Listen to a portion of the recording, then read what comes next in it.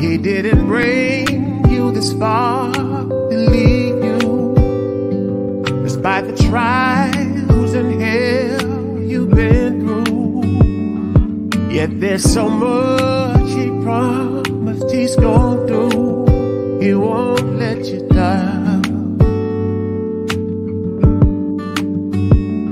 Although you feel the world on your shoulders, he'll never put too much on us to hurt us. And although the ups and downs continue to try to break us, he won't let you down. Ain't that beautiful? Keep going, you're gonna keep rolling. Yeah, I love that song. I love that song. I got to credit my husband um for finding that song because this is our second season. God has graced us to get through the pandemic. We did it in a fashion where we were educating our population, we were educating them on COVID, mental health. We're educating them on just how to get jobs through this, how to move. Again, what was the faith to move forward? And when I began to talk to him about what's next, what is God doing for Foundations for Living, he came up with this song. And the producer, which is Darius, he was like, we love it because it talks about God will not let you down.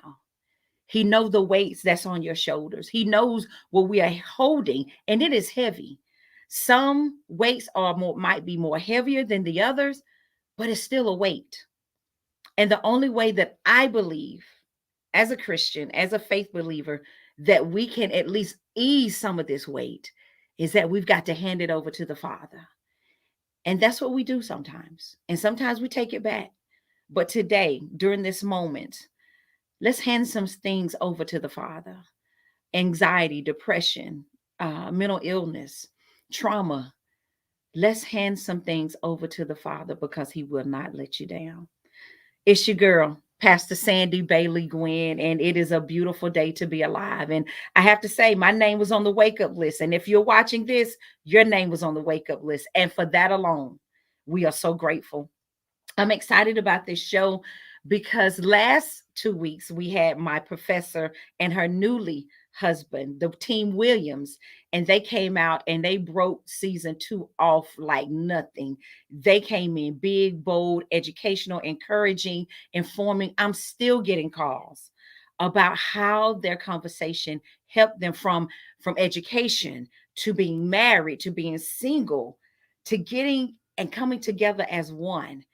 And this show is not going to be any different. I'm very much excited about this show because I have two people on here that are very special to me. They have two different age groups, two different worlds of employment. But the main thing that they're coming together is that they want to be open and honest about what's going on with our young people that are matriculating from college, from high school to another season, to another rites of passage. And sometimes it's difficult. And we as parents, sometimes we don't know the answer. We don't know anything to do, but sometimes either fuss or pray. But you got to have balance. So you got to know how to do all three. But today I'm going to bring in some people they're going to allow you in their circle, in their professional world, in their personal world.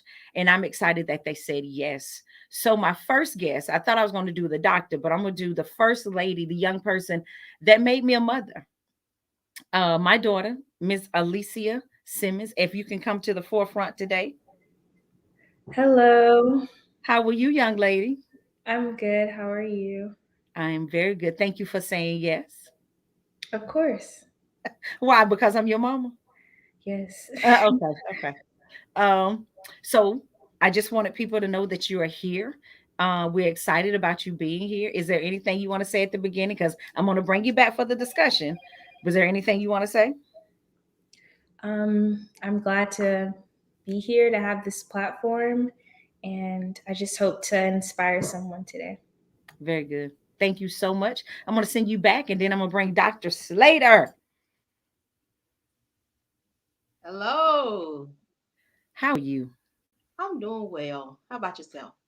I am doing good. I want to for real, personally thank you because your schedule is pretty hectic. I shoot off emails about 5:30, and it's not too long after that you shooting them right back to me. Hey, you got So to keep it moving. I'm honored to be here. Glad. thank you. Thank you for the invite. I'm quite honored. Well, I can tell you, I always tell people how I know people. Um, and right now I can truly say that Dr. Slater, I want to say the first time I met you was at the domestic violence gala. Yes. Y'all bought a table, Yes. empowerment. At the time, I did not know you were as an executive director, but that's when I met you the first time. Yes. And I just watched you move on Facebook, and I began to know your practice, what you did, and begin to connect the dots of the people that I knew that you knew. Yeah. And I was like, okay, so she's somebody that I need to know. Not only that, once I began to watch you and to have small conversations when I would see you at the community events, um, I asked you to be a part of my 4F experience, which was faith, fellowship, focus, and future. Yeah. And you did the future part, I believe. Mhm. And you came in, doctor, and you came in with some life lessons. You made us think in that room because that room had some major, I won't say had some major issues. We just had some interesting moments. Yeah. We had some interesting moments. And then that short period of time, you were able to break some of us where we could get a relief. So tell me just a little bit about you, and then I'm going to take you in the green room and then bring you back later. Who is Dr. Slater? Sure. I'm a girl from Mississippi. And here in Georgia by way of UGA, grad school UGA. And now I have the distinct honor of being the executive director of the Social Empowerment Center. And we are a mental health agency that spans about 13 counties. We have about Mm, 70 employees, and at any given time, we have about 700 families that we're working with. And I have the distinct privilege of being at the lead and serving alongside some amazing people yeah, who are doing some amazing yeah, things yeah. in the world of mental health. I could not be more proud of our team. Very diverse, very caring, just people that are being used by God to make a difference in the world of mental health with our families. Mm. Your work, again, when you talk about 13 counties, Yeah. Jackson County alone has 13,000 people. Yeah. So and if you start adding up the numbers, that's a lot of people. And you said something, and I think I heard it in your voice when you start talking about the people that you work with. Mhm. People don't know you can be the face, but who has your behind are really the most important ones. That's right. That's So, absolutely right. And they are out on the, I mean, we're all out on the ground. I don't consider myself a boss. I consider myself a team player. They're my colleagues. I have much respect for them. They are getting it done. hmm, And I just, I couldn't be more proud of what we've built together and the impact that we're having in the community with families. I believe we're changing the world one family at a time. that's what's up, Dr. Slade. That's what's up. I'm excited to hear from you. I'm going to put you in the green room, and Yeah, then we're going to come back. Thank you again. very welcome. All right, family, as Alicia is getting ready to come up, I want you to share. I want you to like, but I need for you to put this in the hands of people who have adult children, who has a child at home that seems like they're just not getting it together. So we're actually on social media platforms. We're at Instagram. You can find us on Instagram. You can find us on YouTube. You can find us on Twitter. You can find us on all Facebook. Of course, we're on Facebook right now. And then the website. So there's no way you cannot connect to Foundations for Living, Faith to Move Forward. So I'm excited about this conversation. I'm excited to hear what has happened because the first time I interviewed you was last year, this time. Yes. You were with Dr. Hurd. And at that moment, you were going through the pandemic of your senior year. Correct. And I believe you were at the point you were January. So this was like your last quarter. Yes. My last semester. So tell me just a little bit about before you graduated and then what happened at graduation to where you are now. So what was your thought process? You January, it's like your countdown. What's in your head, your senior year? So senior year, being at West Georgia, all I could think about was completing, getting to the finish line, and getting out of Carrollton, Georgia. Like I had tunnel vision. I was so focused on just getting to the finish line and stepping into the next chapter of my life. So I didn't really do any activities, any clubs. I just worked my job, and I did my schoolwork and focused on graduation. So, So when graduation came, May 8th, I believe, mhm. it was a great day. It didn't feel real. Nothing felt real until I actually moved to where I am now. So for me and your father, we are divorced, but I can truly say we co-parented very well together pertaining to you. Um, Watching you cross that stage, it was a lot of emotions. My eyelash actually came off because I was crying. Yeah. Yeah, your father was over there in dismay. Your grandparents were there. But at that moment, I'm like, it literally, I saw you as a little girl crossing the stage. But when you got to the other side, you were a woman.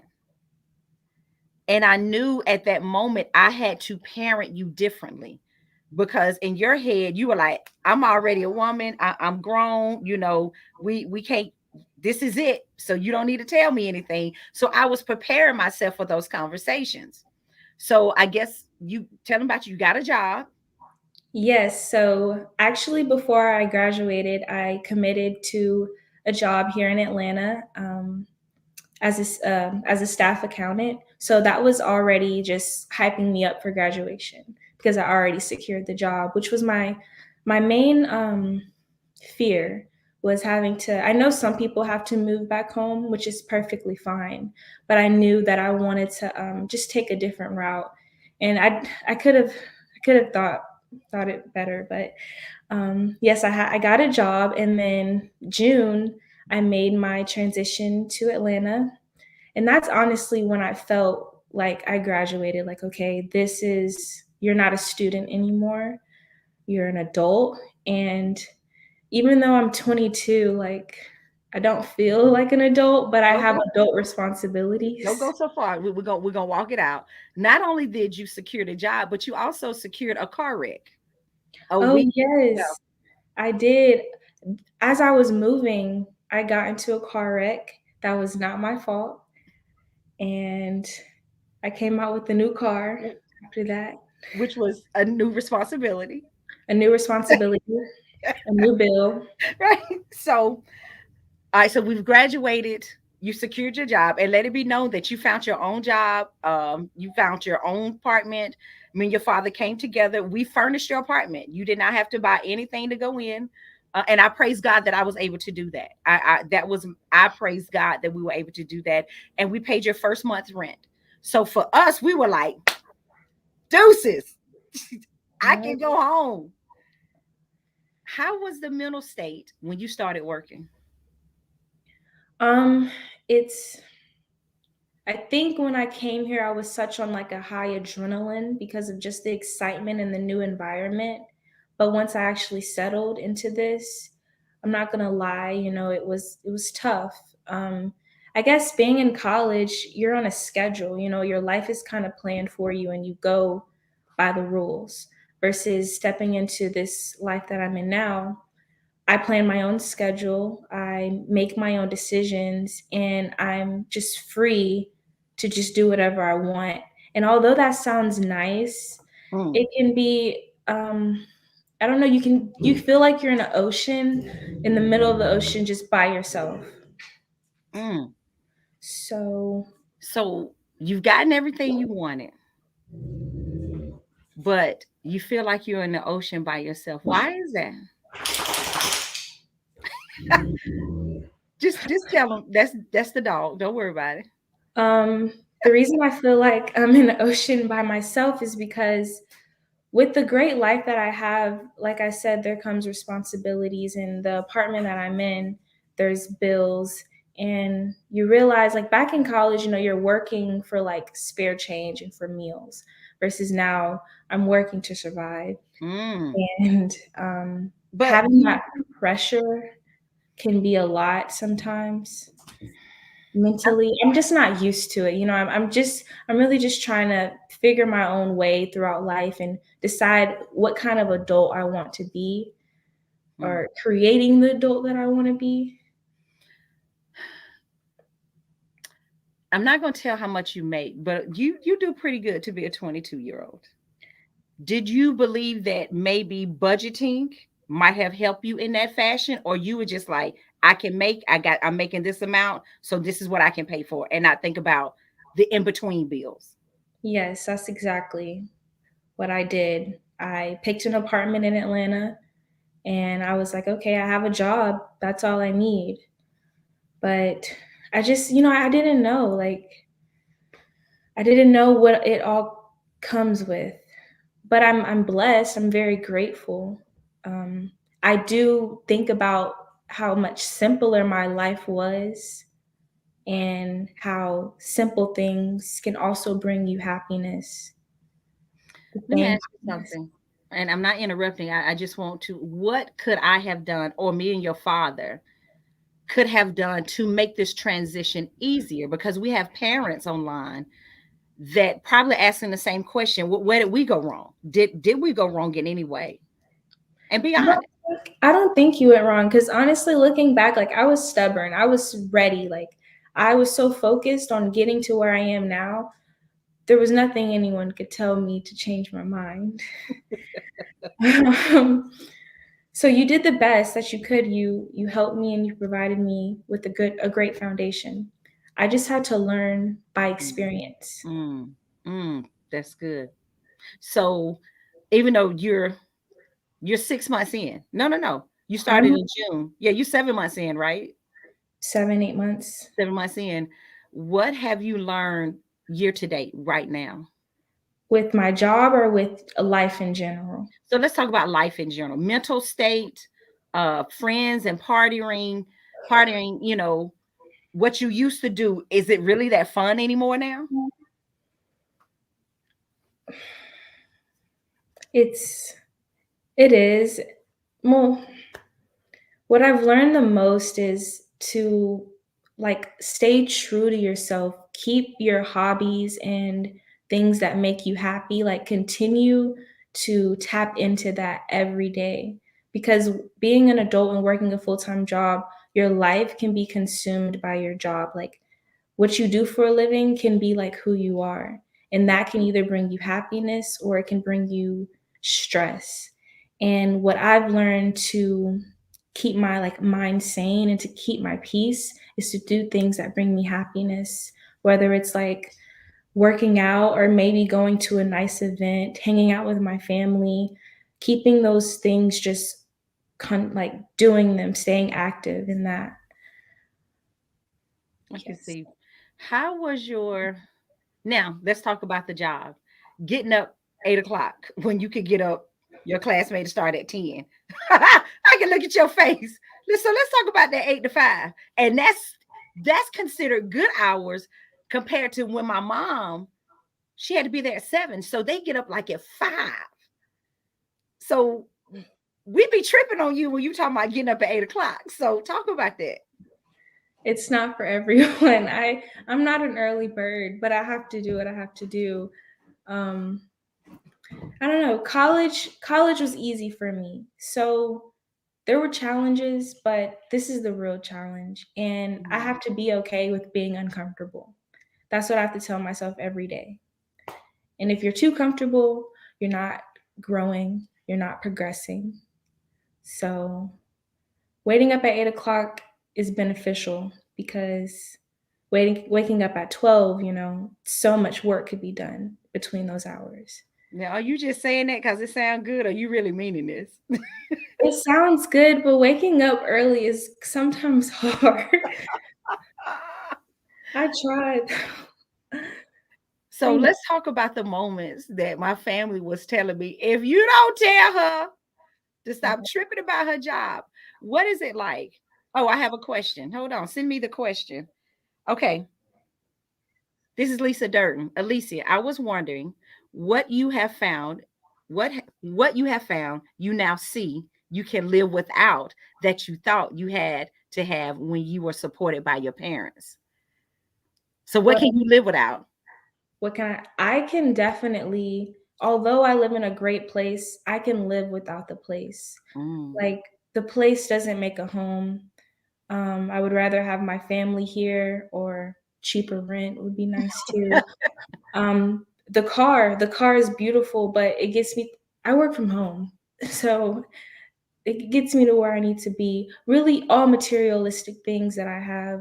Um, like example, everything that I have now, I prayed for a year ago. I remember during the pandemic, I was praying for the life that I have, and now that I'm in it, and I still feel this sense of like, where is that happiness? Where is that Mm. fulfillment? And it's not in any of the materialistic things that I have.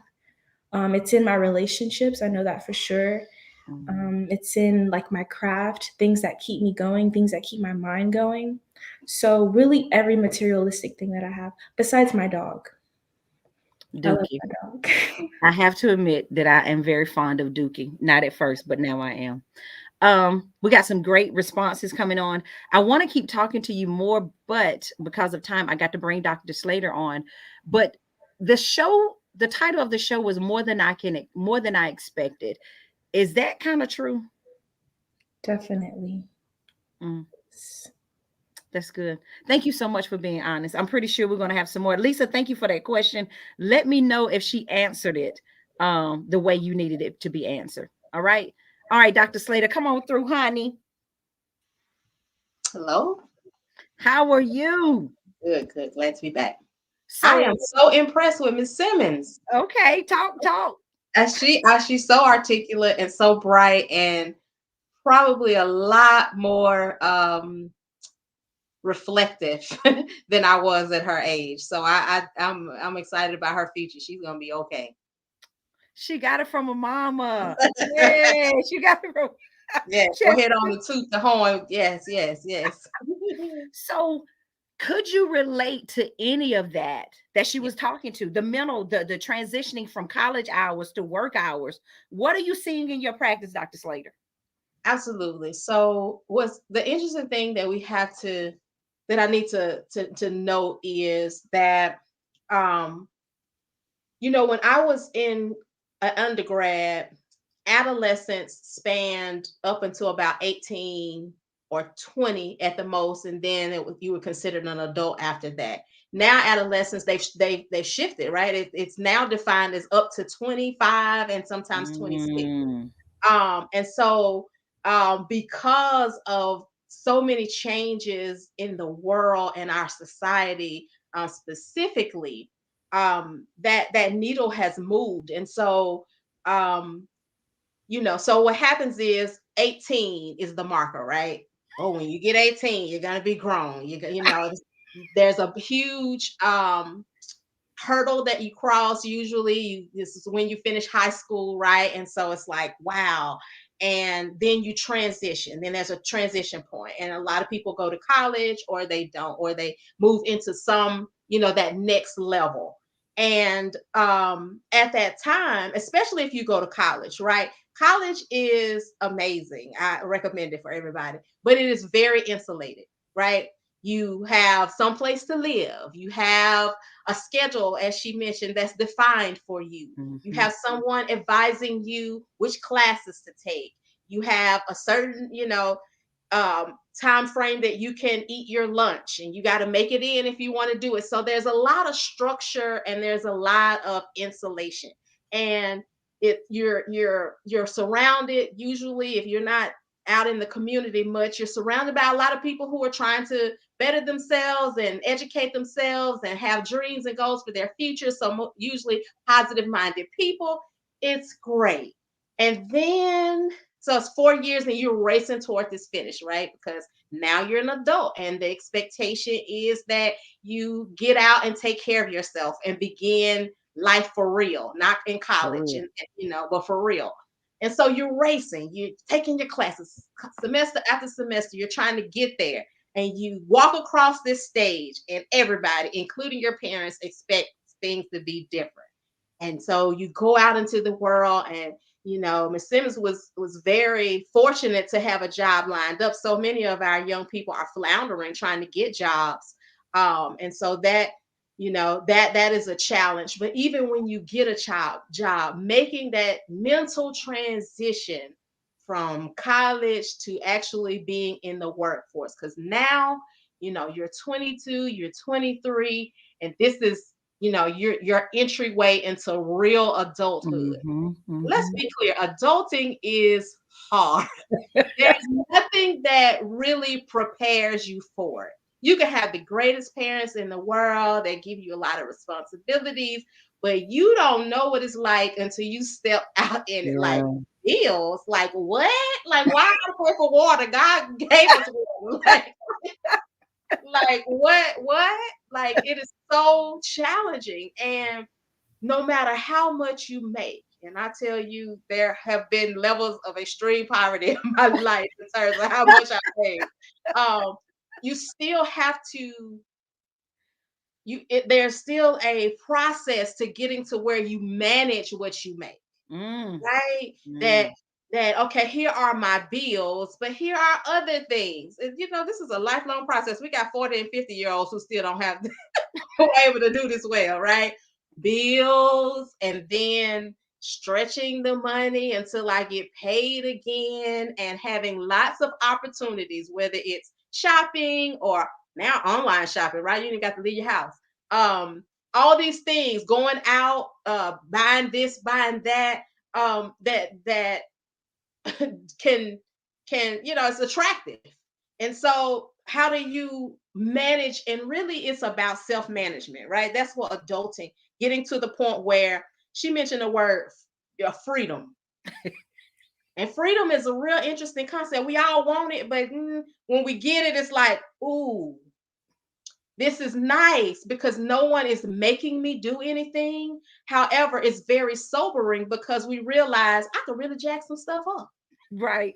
I really like all of a sudden I can make my own choices, but I can literally jack my life Yes. up with my choices. And Yes. so there's a lot of anxiety that comes with freedom.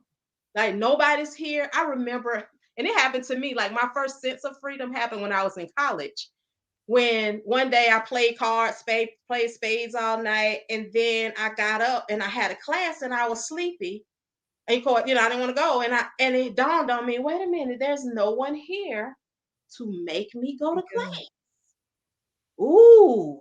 And I was like so psyched for about 10 minutes. And then I thought, and then if I don't take my tail to class, this I could jack myself up. That's the Absolutely. whole point. Freedom is it's a wonderful concept, but living it, there's a lot of Yeah, different. responsibility that just sobers you up and brings you down. So, Dr. Slater, let me ask you, just to interject. I have parents on here Mhm. who have babies that they love, that are good and grown, that can wipe their own tail. Yes. But we tend to coddle. Mhm. Well, we know, and this is the thing. Well, he don't know how to do it. Let me go ahead and do it for him. Right. She don't know how to Yes. do it, even though you have trained them to do it, but we don't. Right. And then they grow up and be 20, 23, 24, 25, and they still looking at you like, well, you didn't do it for me. Right. Talk to the parents right now. Yeah. Yeah. So first of all, let me just say to parents, parenting period is hard. And we have this hope that it's gonna get easy. It does not. So let me just put it on out there. It is not, it is hard all the entire lifespan. It is difficult. And so we're talking about emerging adulthood, and it is difficult because you have to figure out there's no one set way to do this, right? When you have a young adult that you're parenting. You are proud of them because of their accomplishments. You see so many strengths in one area, and then over here it's like, baby, what's going on right here? Like, why can't you get it together over here? And that's difficult to see in your child as a parent. Then you start wondering, what did I do wrong? And then do I need to do? Because I still don't want you to crash and burn. But then, and how do I play a part in that?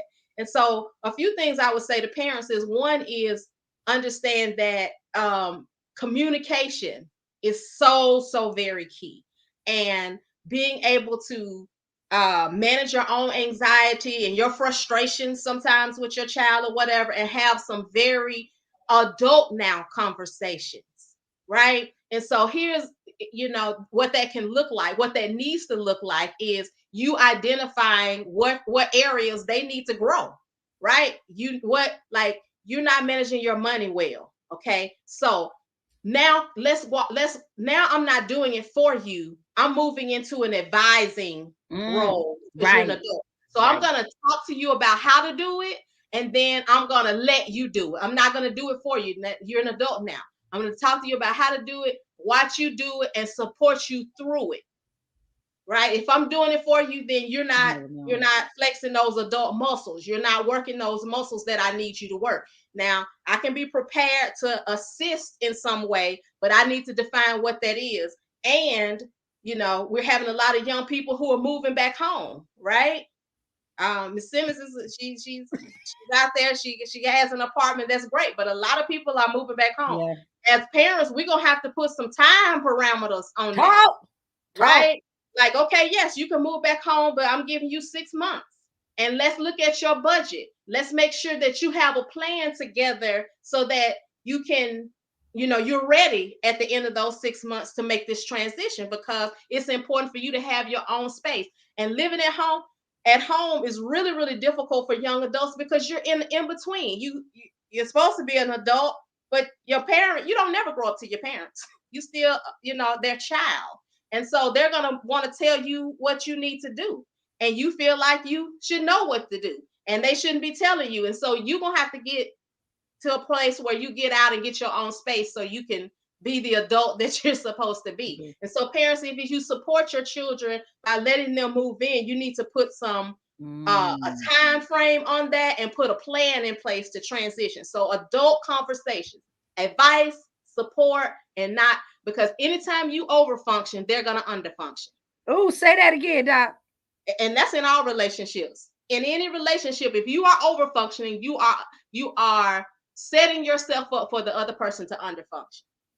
And people don't grow when they're underfunctioning. So you got to back up and you got to go take that coaching approach now. Baby, this is what you need to do. You need to, okay, let's look at your budget. How much do you make? This goes here, this goes there. And I need you putting this aside so that, and you're helping them by support and by advice, not by doing it. That is very, very key. So we're looking at critical thinking. Oh, I'm sorry. Go ahead. So I just want to say one other thing. My grandmother used to have a saying. She used to tell me, she's trying to say, you need to do this, you need to do this. And then I'll go my own way and try to do it. She said, you know what? Life will teach you what I can't tell you. That's old school. And that's old school right there. So as parents, you got to advise and support and help them plan. But when they decide to do it their own way, you got to let some life lessons. Because see, she also, my best friend says, a bought one is a taught one. A bought lesson is a taught lesson. So sometimes I can't talk you through the lesson and teach you. Sometimes I got to let you hit a wall or go through a few things. And I got to be willing to do that as a parent, because otherwise, because clearly me telling you is not getting it. It's not getting it through.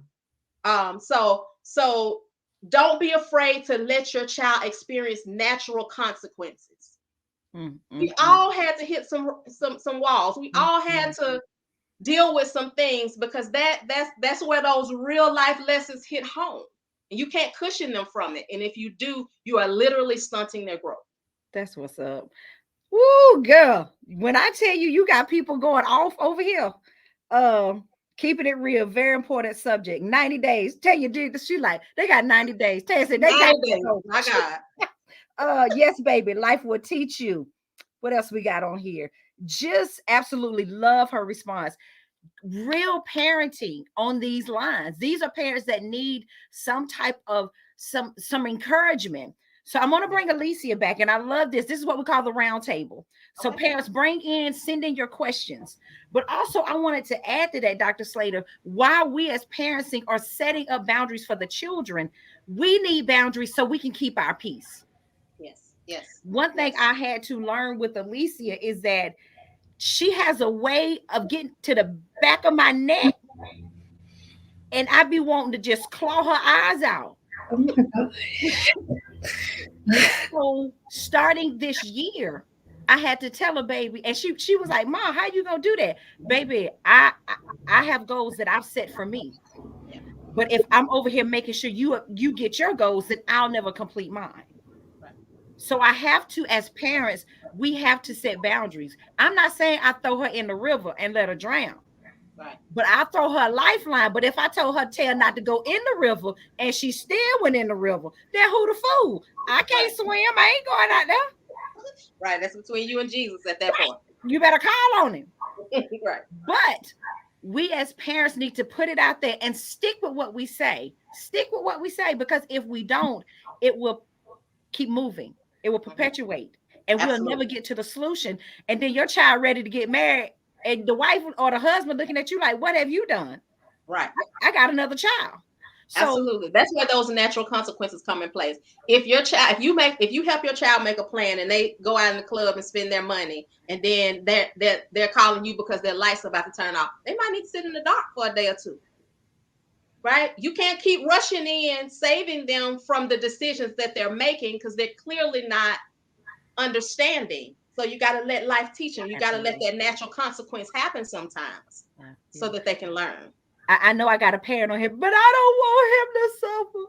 I don't want. Okay. Well, be absolutely prepared to take care of that child for a very long time. Very long time. It is not suffering. You're learning, right? Yeah. As uncomfortable.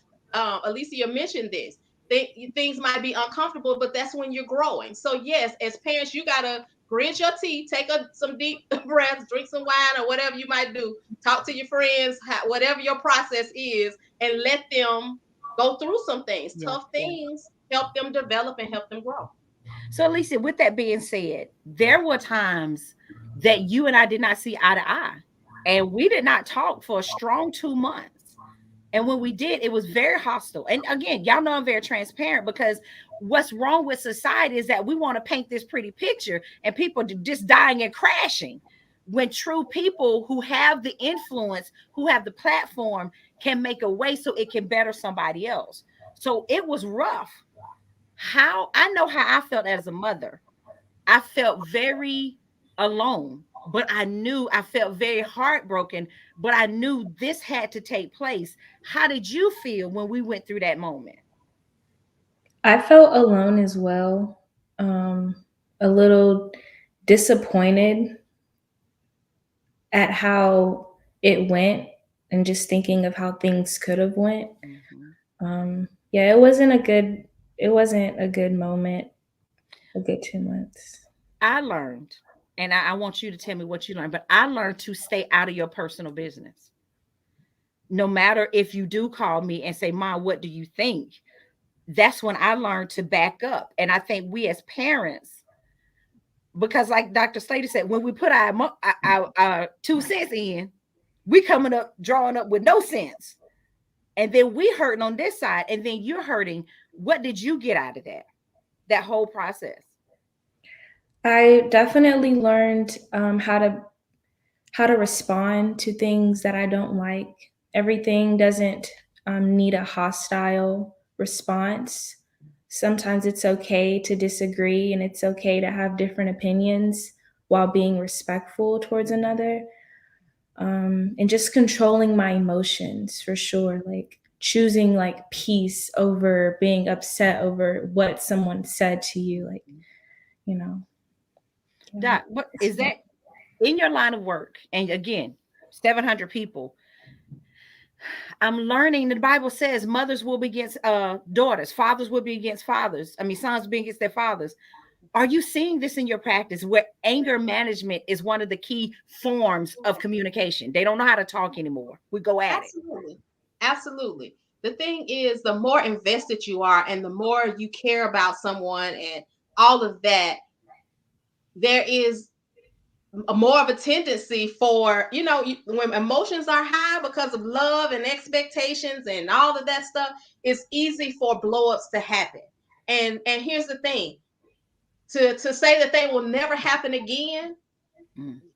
that may not be the case. But what are you learning? And you guys already are learning from it. But the point is for that to be a moment, and then we might have to back away, take a deep breath, give ourselves an opportunity to take a different perspective, and come back. That's Right? good. We just come back and we say, hey, I know I said it this way, but here's what I was really trying to say. Hmm. And That's true. people, and so that's all you can do. But when and at this in this age, or at this stage of life, right? Um, our young people are trying to establish their identity. They're trying to establish their voice, figure out who they are, spread their wings and make some decisions. Our uh, parents are looking at these decisions like, girl or boy, what, this, because you have a little more life on you, right? And so you see this as a potential train wreck or or even, and sometimes it's not a train wreck. Sometimes it's just your life experience and your perspective that wasn't a good idea. Sometimes it works out a lot better Right. than you thought or whatever. But either way, every parent possesses the desire to protect their child from discomfort and harm, right? And so that's whether they're crying in the crib or they're grown and gone, you still maintain that desire. And so, with all of that emotion, I'm trying to figure out who I am. I'm trying to make Mhm. my own Yeah. choices. I'm trying to and what I hear you saying is that you're not smart, you're not good enough, you're not, you're stupid. Even though that's not what the parent's saying, that's what the young person is hearing, right? And the parent is like, I'm just trying to protect you. So Right. all of these emotions, they can come out with, a lot of extra sauce on it, extra words, extra volume, etc., etc.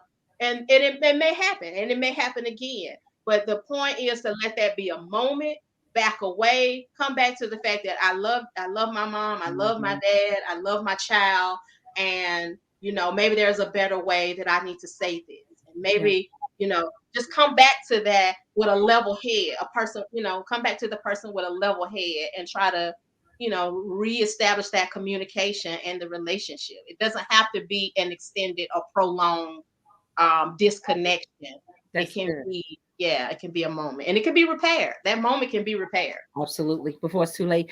Um, I want to ask you this, and this is not pointing towards you, Elisa, but in my work, I deal with families that have gone through trauma, and I try to direct them, substance abuse, domestic violence. All of this intersects in some way. Yes. What are you seeing when it comes to adolescence and substance abuse? Is this talk to me about that? Yeah. So listen, it's a challenging time for young adults. I cannot begin. It'll take us a whole nother show to just talk about the effects of social media and cell phone usage and what that does for mental health, and how being stimulated all the time with other people's lives and the comparisons that happen, and being on stage and being subject to people's criticisms and looking at other people's lives and seeing their best snapshots and thinking, whoa, their life is so much better and mine is like, there's so much that contributes to mental health. And literally on all indicators of mental health, whether you're talking about depression, anxiety, or even more severe mental health, the age group where the prevalence is the highest is 18 to 25. Wow. And it's because of the backdrop of the challenge of coming into adulthood, which is already hard, and the dating is so ambiguous. Like, what is it? Are we a situationship? Are we a relationship? Are Mm. we exclusive? Are we trying to do pilot stuff? Are we, what is this? It's so much stress, and you can do it online, and you don't even know these people. I mean, it's so much with that, and with social media, and just trying to figure out who you are Mm. and how to govern your life. It's a lot for our young people, Wow. and they are experiencing, the highest prevalence of anxiety, the highest prevalence of depression, and less likely to get mental health um, services. And so they're dealing with these things really in isolation. And so without that support. So it is a very, very challenging time. And yes, the access to substances, whether you're talking about alcohol or drugs or just vaping and other things, it is giving them a sense of escape Mm. from the moment and from the challenge and from the stress and from the anxiety of it all. And so it is absolutely happening. And we see we see addiction setting in at younger ages now. Even I'm seeing even teenagers. I'm seeing 13-year-olds with full on addiction. Like, oh my God. Like, first of all, okay, it's just so many things there. Access, how are you even doing this? Right. But adults and parents are not managing life well, and they're not necessarily being great models for their children, so they're running to substances. And so the children are like, hey, if your piece is in a bottle, let me see what that bottle is like too. Um, Yeah. yeah, and Yeah. so it is a very challenging time, and we're unfortunately there are not a lot of access to tools. We still have a lot of stigma as far as therapy is concerned. And so, our young people are just struggling, and substance abuse is huge. I know when you called out the rate of 18 to 24, that is the rate for HIV transmission. Mhm. And it goes hand in hand because if I'm getting away mentally from my stress by being high, well, okay, let me check out this relationship. And of course, I'm not protecting myself because I'm Right. really not thinking clearly. So now we have another added on layer of trauma that could be I might be HIV positive, I may have syphilis, I may have gonorrhea. So it's a lot that's going on.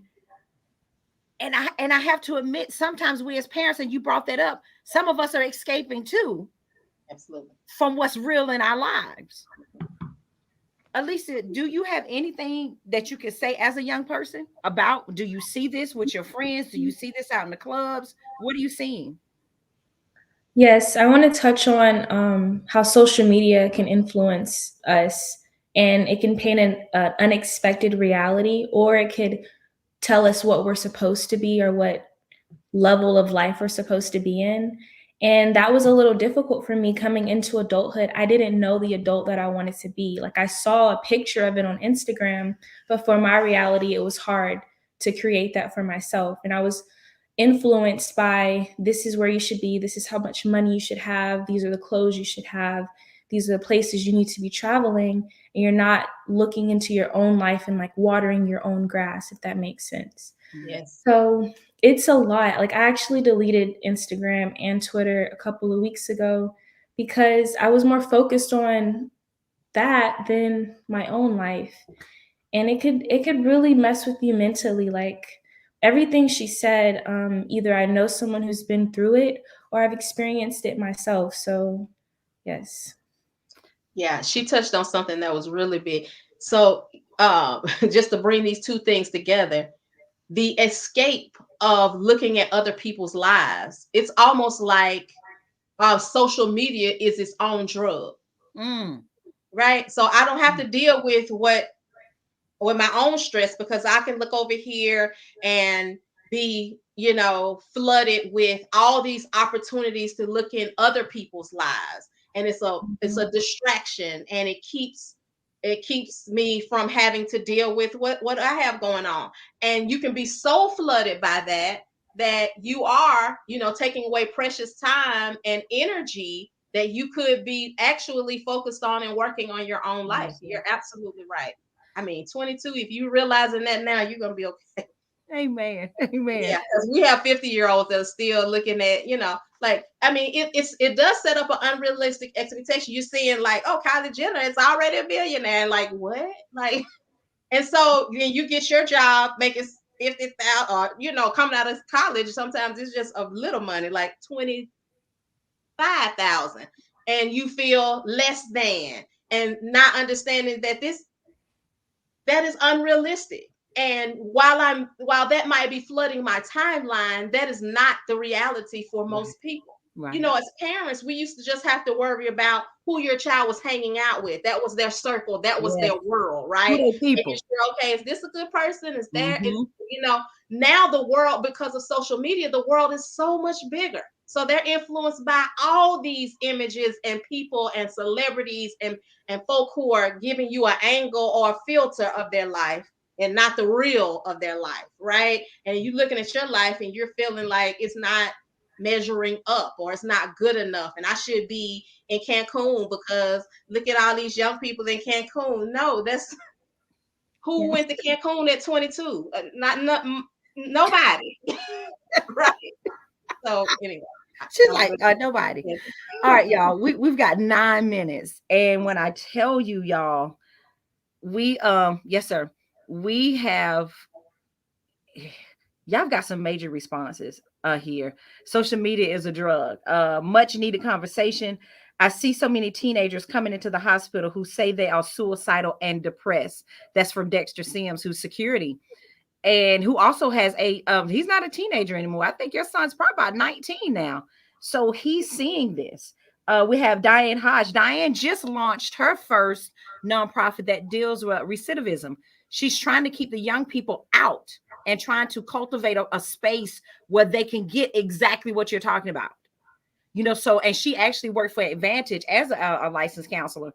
So to have these people on here, I wish we had more young people, but Alicia, I'm so proud of you and how you have allowed the world, and I'm gonna say the world, to see what we can't see sometimes as parents. You are allowing us to see the truth. And that was my thing about this show more than I expected. I wanted us to be very realistic. I want us to be engaging, encouraging, but I need for us to be inspiring now. So the name of the show is Faith to Move Forward. And I want to give y'all a couple of seconds to think about, what is your faith, or do you have a faith that's going to move you forward? What's going to push you? What's going to propel you to keep it pushing? Even though you got to wake up at 8 o'clock and you got a meeting, what does that look like? Even for you, doctor, for you to continue to hear so much negativity, and then you have to turn around and make it positive for the people that's receiving it. Because we, as servants, we get served a whole lot of stuff, but yet we don't have nowhere to serve ours.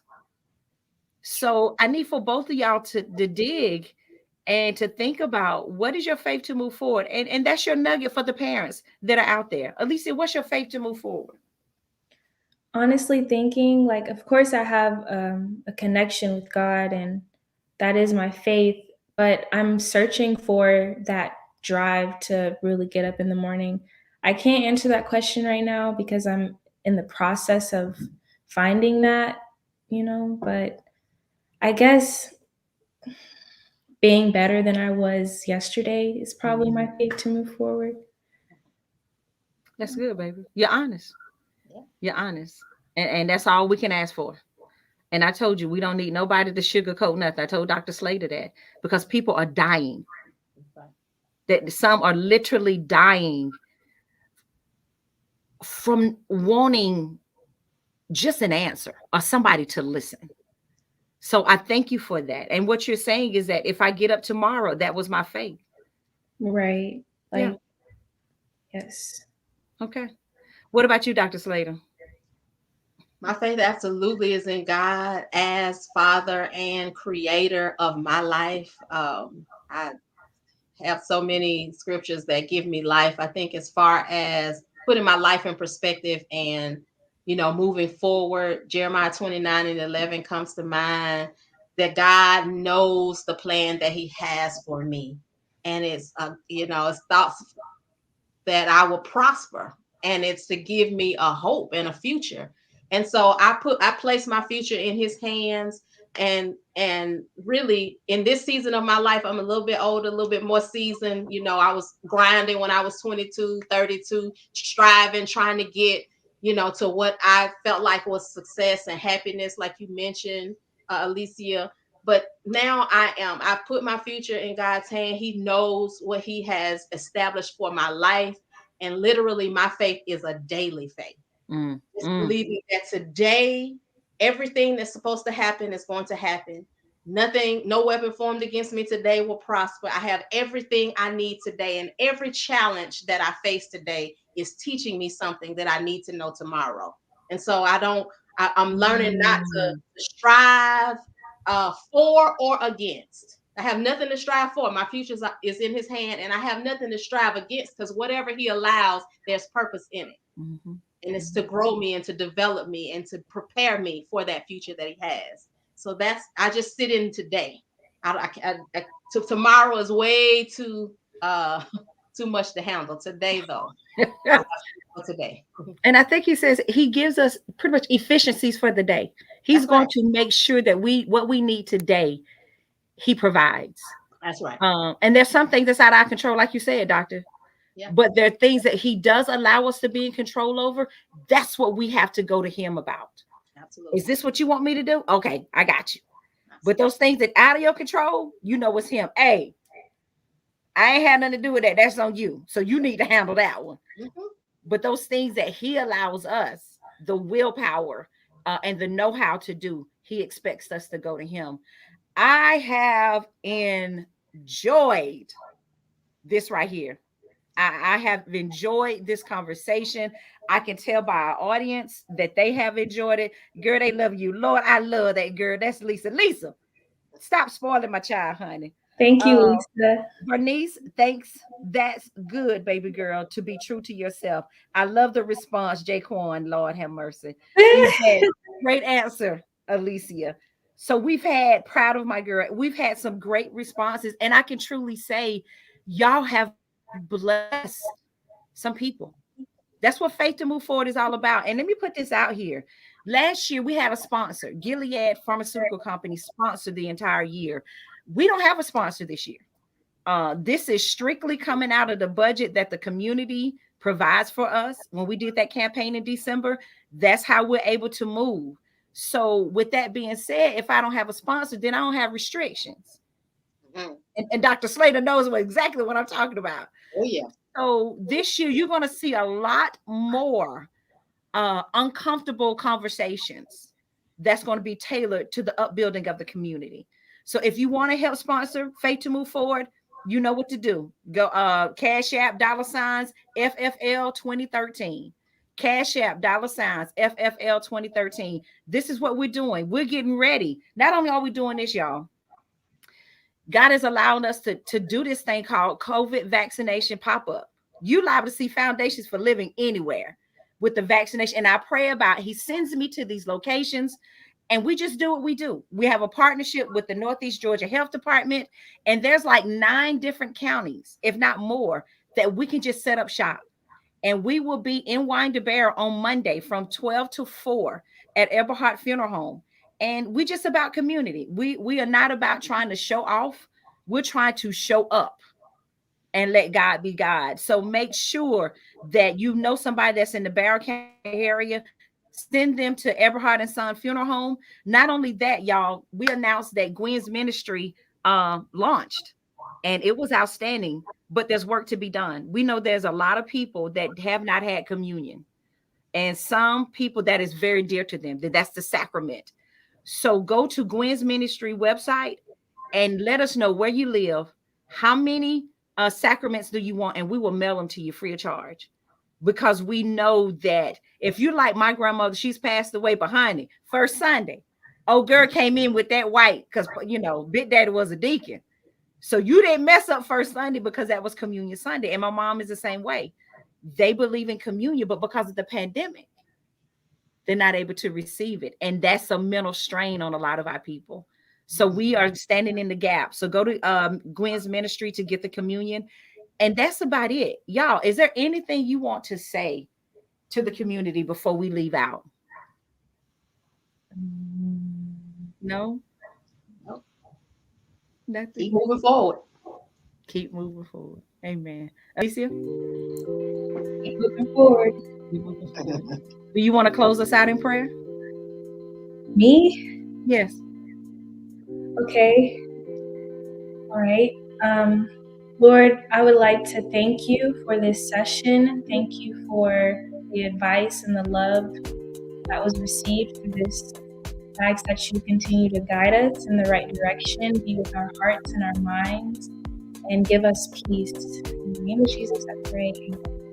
Amen. Amen. Amen. Amen. Amen. Y'all, this is your girl, Pastor Sandy Bailey Gwynn. This is Faith to Move Forward. I'll holler at you later. Peace. Bye.